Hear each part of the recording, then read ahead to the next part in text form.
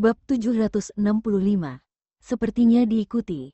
Kina masih sangat marah tentang dia yang mengemudi dalam keadaan mabuk. Ekspresinya menjadi dingin dan ia mengerucutkan bibirnya, tidak mau bicara dengan Ezra. Kina, aku benar-benar tidak akan berani melakukannya lagi. Ezra paling takut dengan ekspresi dingin Kina dan ketika dia tidak mau bicara. Ezra lebih suka Kina memarahinya, dengan cara apapun yang ia mau. Bolehkah aku ceritakan sebuah kisah? Ezra melihat ke depannya dan nada suaranya agak dalam, tapi sebenarnya dia mencoba merayu Kina untuk bicara. Katakan, Kina berkata dengan dingin. Dia ingin mendengar cerita apa yang akan dikatakan pria itu. Ada seekor beruang yang sangat bau di hutan dan ada kelinci datang. Beruang itu bertanya pada kelinci, apakah buluku rontok? Kelinci itu berpikir sebentar dan berkata, tidak ada rambut rontok kok. Setelah itu beruang mengambil sebatang rokok dan rokoknya jatuh sebelum ia menghisapnya.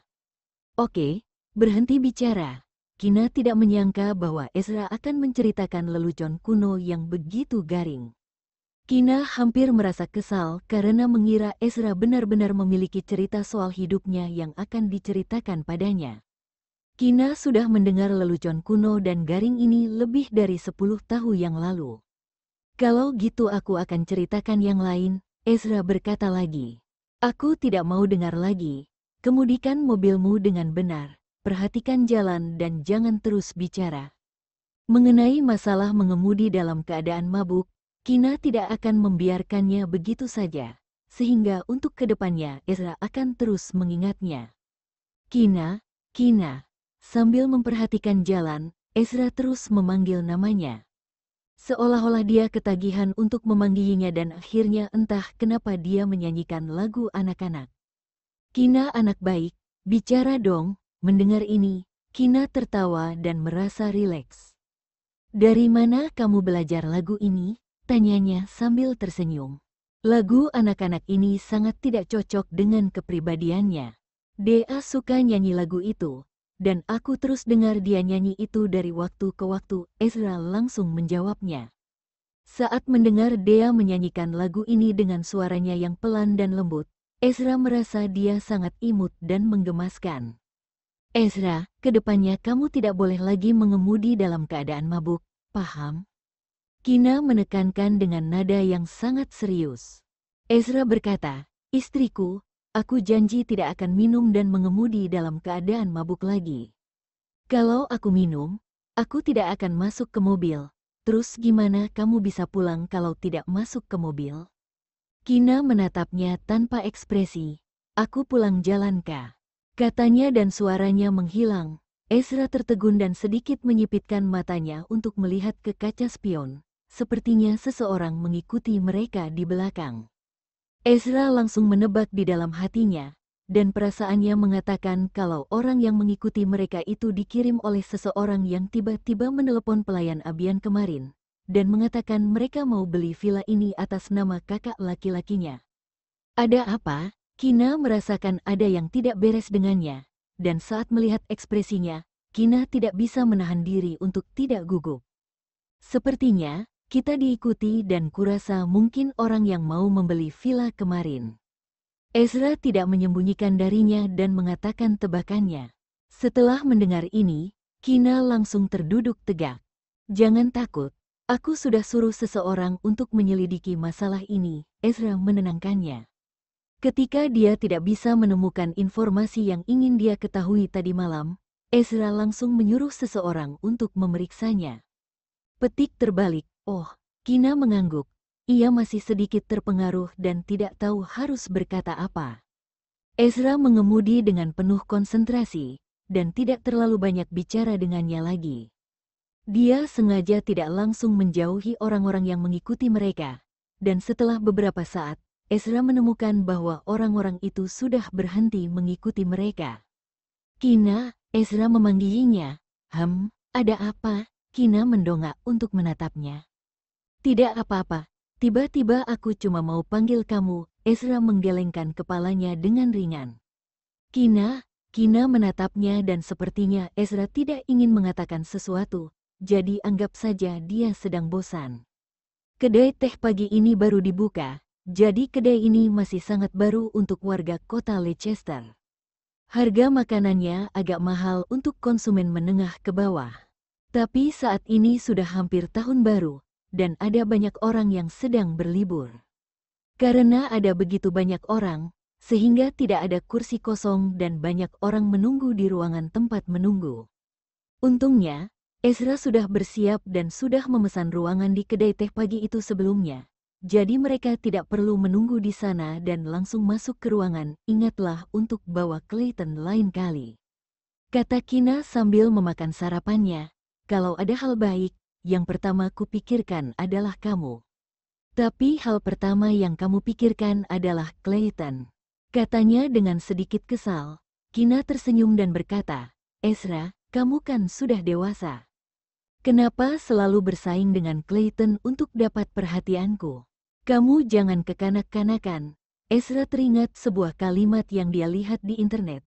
Kemudian berkata dengan serius, siapa yang tidak mau dapat perhatian jika punya istri super cantik? Setelah mendengar kata-katanya, Kina langsung terfokus pada kata istri super cantik. Ia merasa takut dan merinding. Hahaha, jangan kayak gitu. Aku jadi takut, katanya sambil tertawa. Ezra tidak tahu kalau Kina sudah memikirkan beberapa hal yang menakutkan di pikirannya. Lalu ia mengangguk dan berkata, gak apa-apa kamu takut, supaya kedepannya kamu ingat untuk mengutamakan aku, kamu itu selalu jadi yang pertama. Kalau aku mengutamakan Clayton, saat kamu mengajakku sarapan di kedai teh pagi, aku sudah minta untuk bawa Clayton, katanya. Ezra akhirnya merasa sedikit terhibur. Mereka berdua makan sambil mengobrol dan Kina yang lebih banyak bicara. Entah karena ada terlalu banyak pelanggan, sehingga makanan yang dipesan agak lambat. Tapi karena mereka tidak sedang terburu-buru, jadi mereka makan dengan pelan. Kina minum terlalu banyak teh dan harus pergi ke kamar mandi saat perjalanan.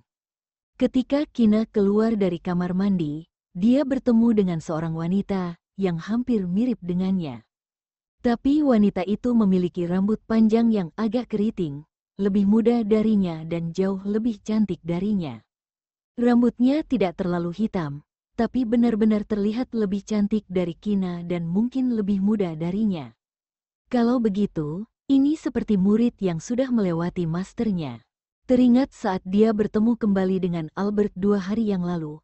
Albert bilang padanya bahwa saat itu dia bertemu dengan seorang wanita yang mirip dengan Kina. Ketika Kina mendengar Albert mengatakan bahwa gadis itu lebih cantik darinya, dia pikir Albert sengaja ingin menghinanya. Sekarang saat Kina melihat wanita ini dengan matanya sendiri, dia tercengang. Aura yang terpancar dari wanita itu membuat orang lain merasa sangat nyaman. Dan Kina tidak merasa risih ketika wanita itu terlihat lebih cantik dari dirinya sendiri. Ketika Kina kembali ke ruangan, dia berkata pada Ezra, seolah-olah dia sudah menemukan hal baru. Ezra, coba tebak siapa yang baru saja kulihat. Mantan teman sekelas, guru. Dia menjawab dengan 2 tebakan. Bukan, aku kasih kamu petunjuk deh, orang yang tidak kamu kenal. Orang yang tidak Ezra kenal. Tapi Kina menyuruhnya untuk menebak, dia sedang bercanda ya. Itu sih bukan tebakan, Ezra tidak tertarik sama sekali. Aku juga berpikir kamu tidak bisa menebaknya, Ezra. Kalau sudah tahu dia tidak bisa menebaknya, kenapa masih suruh dia untuk menebak? Kina menjadi nakal kalau tidak ditindas selama sehari, ya. Aku kasih tahu kamu deh, barusan di kamar mandi. Aku ketemu dengan seorang wanita yang sangat mirip denganku. Sungguh, dia sangat mirip denganku. Tidak secantik kamu. Ezra tidak tertarik pada wanita lain. Kamu salah. Bahkan dia terlihat sedikit lebih cantik daripada aku. Kina menggelengkan kepalanya. Lalu seperti menghibur dirinya sendiri dan berkata, mungkin karena dia masih muda ya. Waktu aku masih muda juga, aku terlihat sangat cantik kok. Bab 766. Apakah kamu tahu kenapa Ezikra membenciku? Bagian 1. Apakah Albert tidak cantik? Tanyanya. Tentu saja Albert cantik, kata Ezra. Albert adalah tipe wanita yang bersinar dan cantik, dengan auranya yang menonjol dan terbiasa di depan kamera. Hanya dengan berdiri saja, dia bisa menarik banyak perhatian. Kina ingat bahwa beberapa tahun lalu, sepertinya ada daftar 10 aktris tercantik di industri hiburan yang paling menarik perhatian, dan Albert berada di peringkat teratas. Kecantikannya sangat mendominasi, Ezra berkata dengan serius, tapi bahkan aku berpikir kalau Albert tidak secantik kamu. Dan karena Albert tidak secantik kamu, jadi dia terlihat lebih jelek daripada kamu jago banget menghibur orang, Kina berkata sambil tersenyum. Aku bukan lagi hibur kamu, yang aku katakan itu faktanya. Ezra terlihat lebih serius. Orang yang aku sayang adalah yang tercantik, dan aku tidak terima bantahan, Kina mengangguk sambil tersenyum. Di dalam hatinya, ini supaya membuatnya terlihat baik di mata pasangannya, kan? Keduanya mulai makan pada pukul 9 pagi dan mereka baru selesai makan sampai hampir jam 12 siang. Ketika Kina sudah tidak bisa makan lagi, Ezra baru pergi ke kasir. Menurutku kedai teh ini mengerikan. Jika bukan karena ada banyak pelanggan, aku pasti sudah berjalan sambil pegangan tembok. Kina meraih lengannya, mengangkatnya dengan sedikit tidak nyaman. Kina menghela nafas dan bersumpah di dalam hatinya, aku tidak akan pernah makan sebanyak itu lagi. Untung saja dia hanya datang ke kedai teh itu sesekali. Jika Kina sering makan seperti ini, dia akan menjadi lebih gemuk. Ezra tersenyum tipis, menatap wajahnya yang terlihat puas dan cemberut, dan dalam hati diam-diam memutuskan bahwa kedepannya dia akan sering membawa Kina untuk sering makan makanan lezat dan membuatnya jadi lebih gemuk. Kembali ke rumah keluarga Okto sudah selesai makan siang. Kalenia dengar dari pelayan pagi ini bahwa tuan muda kedua tidak pulang tadi malam, dan tadi malam Kina juga pergi. Pagi ini, dia menelepon tuan muda kedua dan tuan muda kedua mengatakan bahwa dia akan pulang setelah sarapan. Tapi pasangan itu baru kembali ke rumah keluarga Okto saat sudah siang. Tuan muda kedua, kenapa kemarin kamu pergi, semalam kamu juga tidak pulang? Kalenia bertanya dengan penuh perhatian. Tidak apa-apa. Ezra menjawab dengan acuh tak acuh. Terlihat Kalenia masih ingin bertanya, jadi Kina langsung menghentikannya dan berkata, Bu, Ezra sibuk dengan urusan bisnis. BTW, ada kedai teh pagi yang baru dibuka di kota Leicester. Makanannya enak dan interiornya cukup bagus, lain kali kita sekeluarga pergi ke sana. Karena melihat bahwa istri dari tuan muda kedua juga tidak mau tidak terus bertanya, jadi Kalenia hanya bisa menahan pertanyaan itu kembali ke lubuk hatinya dan berhenti bertanya. Kamu dan tuan muda kedua tidak mungkin makan dari pagi sampai siang, kan? Tanyanya sambil tersenyum. Kina tidak membantahnya. Ada banyak banget pelanggan, jadi kedainya agak lambat saat menyajikan makanan. Kina berkata, kalau bukan karena terlalu banyak orang, dia pasti akan berjalan keluar sambil berpegangan pada dinding. Ezra membongkar aibnya dengan acuh tak acuh. Kina memelototinya dengan emosi. Pria menyebalkan ini, Kalenia tidak bisa menahan senyum. Ayo kita pergi dan coba kedai teh yang bisa buat Kina harus berpegangan pada dinding. Kalau lain kali kalian pergi ke sana, telepon orang tuamu untuk pergi bersama, itu lebih menyenangkan. Mereka semua menekankan bahwa Kina makan banyak. Kina hanya bisa menunjukkan senyum canggung tapi sopan dan elegan. Kina bersandar di sebelah putranya dan berkata, Clayton, lain kali Mommy akan ajak kamu ke sana. Tanpa dedimu, kalau aku tidak bisa jalan dan harus pegangan ke dinding, bisakah Mommy gendong aku di punggung? Clayton mengerjap, dengan ekspresi polos. Kina menahan emosinya, bahkan putranya saja mengejeknya.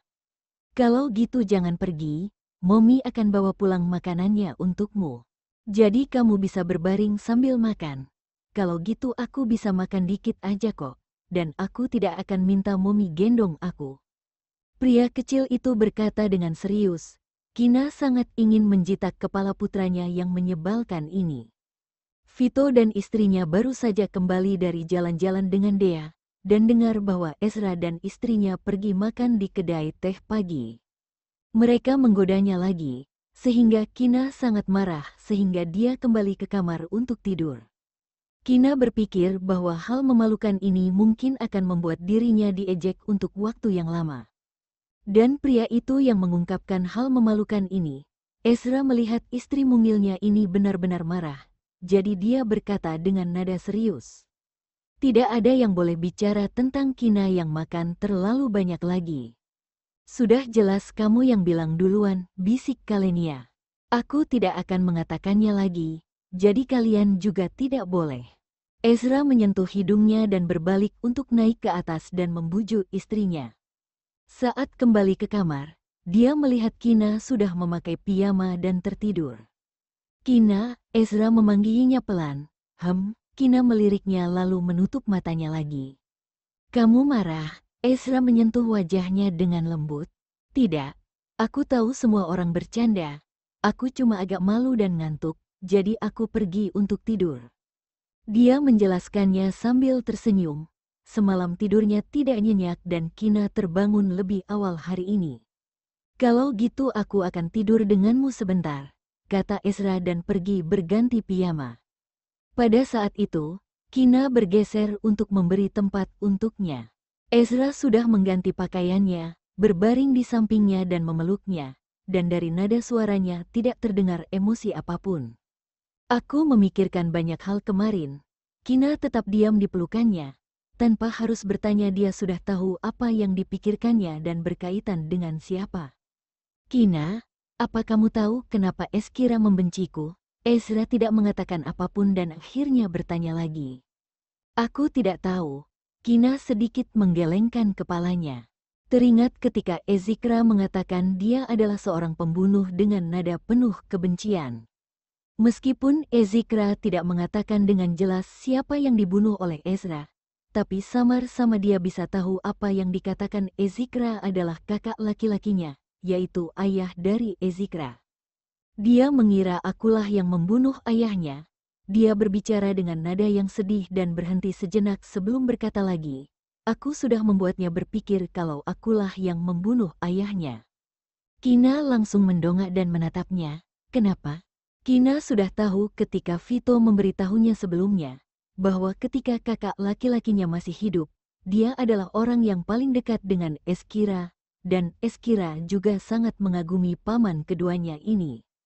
Kemudian setelah ayah Ezkira meninggal, kedua paman dan ponakan itu saling berselisih satu sama lain. Tidak ada yang memberitahunya apa alasan spesifiknya. Aku ingin tahu, apa kamu ingat apa yang dilakukan kakak laki-lakiku ketika dia masih hidup? Ezra bertanya dengan tenang. Aku ingat, Kina mengangguk. Kakakmu juga agen anti narkoba seperti kamu dulu. Ini adalah profesi yang sangat berbahaya. Sekali saja identitasnya terbongkar, maka sangat mungkin penjahat narkoba akan melibatkan dan membalas pada keluarganya. Ezikra juga tahu apa yang ayahnya kerjakan. Ketika kakak laki-lakinya meninggal, Ezkira baru berusia 14 tahun. Dia masih sangat gegabah dan pemberontak. Dalam pikirannya, ayahnya adalah pahlawan yang hebat dan bahkan bermimpi untuk mengikuti profesi ayahnya ketika ia sudah dewasa. Ezra berkata sambil mengenang masa lalu. Ayahnya meninggal dalam misi. Seperti yang aku katakan, saat itu Ezikra masih remaja jadi dia melakukan segala sesuatu dengan gegabah dan berbahaya. Dia juga berpikir ayahnya dibunuh oleh penjahat narkoba, dan tanpa memikirkannya dia sudah memiliki rencana. Ezikra bergegas ingin melawan penjahat narkoba, dan secara naif melakukan penyamaran. Walaupun bertindak seperti ini, seberapa hebat dia tidak akan cukup.